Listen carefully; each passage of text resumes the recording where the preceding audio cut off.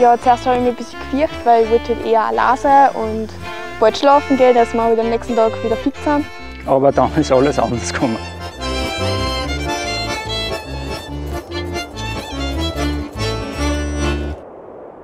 Ich habe wie jedes Jahr eine gemeinsame Bergtour geplant mit der Lisa und habe die Gosakam-Runde ausgesucht, die wir auf 2 Tage gehen wollten.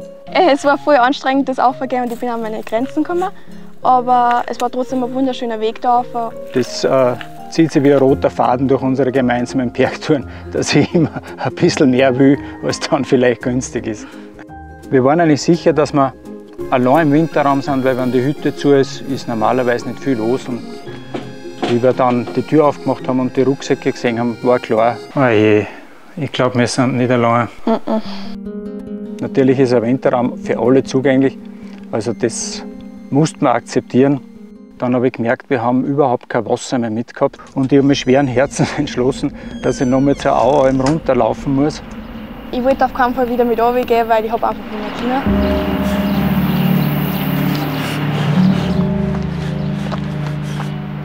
Wo bleibt er denn? Ich habe ein ungutes Gefühl gehabt.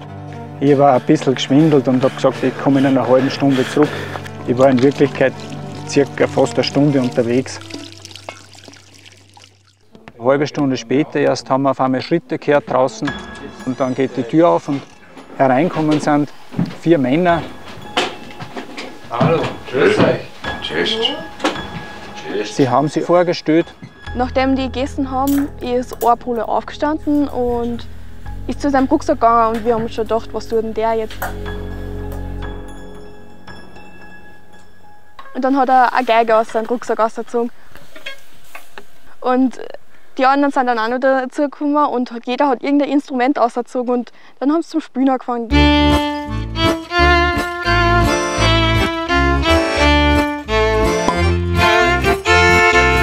Es war wirklich eine tolle Stimmung. Also der Abend ist wirklich für uns perfekt verlaufen.